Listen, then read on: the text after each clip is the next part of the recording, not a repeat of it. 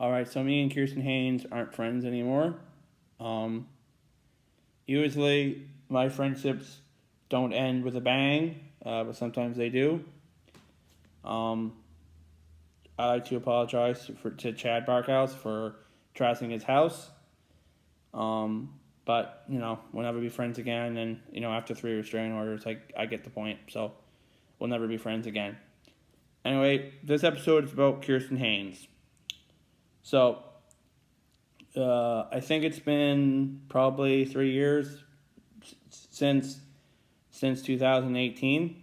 But in 2018, I got kicked out of 2 apartments in 1 year. And I promised my dad I would look for work. And I went out and I ran into this thing called reachability. And she was there. She recently worked at some sort of bakery. They recommended that for me. She worked there for many years, but eventually her alcoholism got caught up with her, and she was fired for drinking on the job. And she was only getting paid like maybe $5 or $6 an hour, but still, it's better than $1 an hour, and it's better than doing 12 weeks of work just to get a basic job that you're gonna get fired from anyway. So I met her there. At the time, she had a girlfriend named Leanne, and they were dating, and she lived down somewhere near Highfield. So the first night I came over, she told me she got raped by a neighbor named Andrew. So we decided that we were gonna call this guy up and tell this guy off.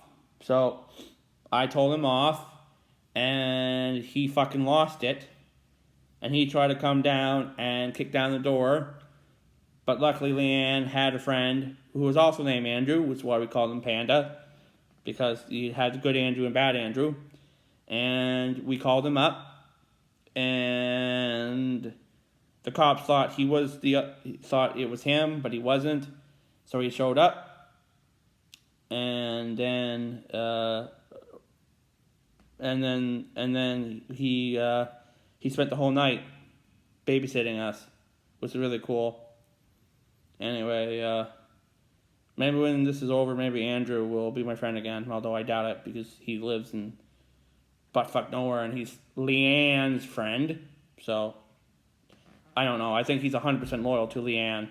So, anyway, that was the first night we met. And then we hang out a couple of times. I think within the first month, I showed up one time and I had no beer. And she's like, "Can you go to the store and get beer?" I said, "Sure, I'll go and get a beer." Anyway, it took me about a month before I realized that she was essentially a hardcore alcoholic.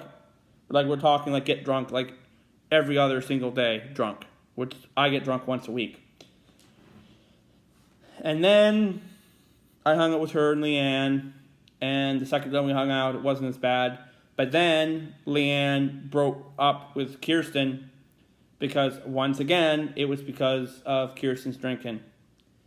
Then we were friends, and then after that, I started telling her, I can't feed your addiction anymore. You drink too much.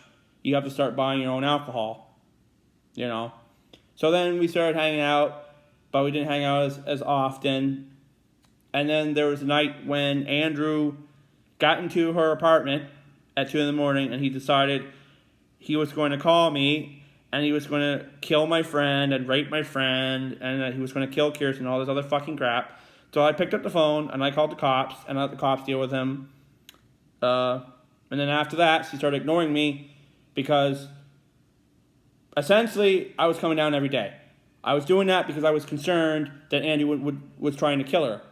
But that apparently pissed her off, and that's when she started ignoring me, even though I was only coming down there to make sure that Andrew wasn't going to kill her.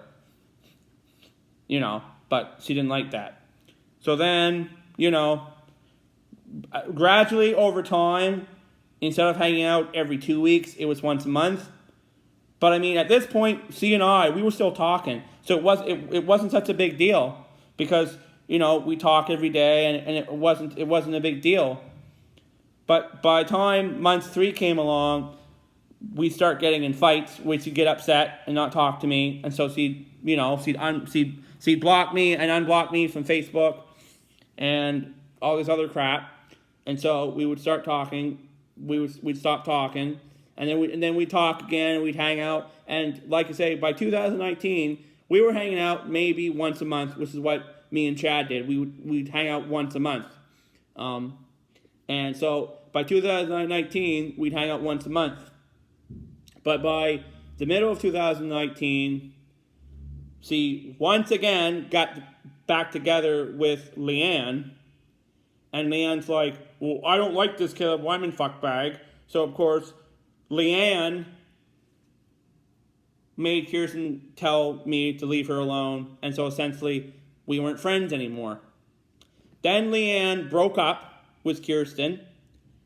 Then the neighbor attacked her again, and then the neighbor started leaving harassing phone calls all the time. So then she had to leave. And at this point, I had moved on to Gaston, and this was upstairs Gaston, because when I lived on Gaston, I lived upstairs in 21, and I lived downstairs in number 8.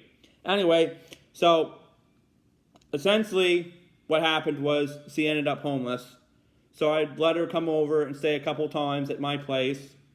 And, you know, other than fucking Andrew, the guy downstairs, no one really had any problems. So she'd come over, she'd hang out.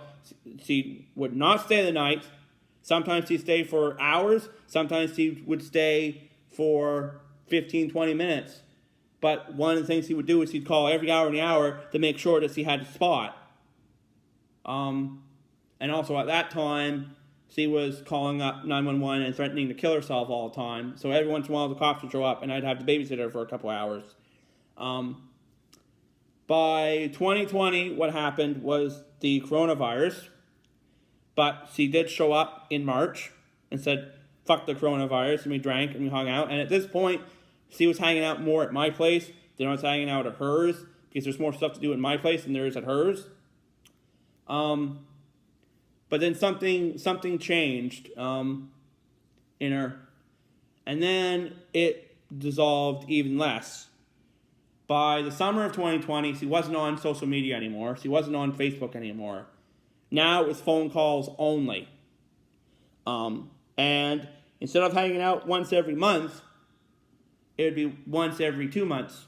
So at this point, what's happening is every couple of months, we'd hang out less and less. And of course, the first night she moves into a new apartment, I find out where she lives, and she lets me in, but she gets so upset she calls her social worker. Her social worker calls the cops, and I'm told to stay away from her, and so I stay away from her for 6 months. And I do.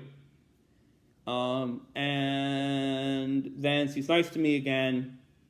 But, you know, the damage has been done. At this point, we're friends, but we're probably hanging out maybe once every 2 months, once every 3 months. So at this point, the time we're spending is essentially, the gap between the time we spend is becoming longer and longer and longer and longer and longer.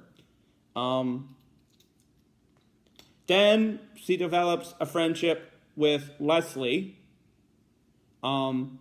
which happens to be a friend of Sabrina, who got a restraining order against me.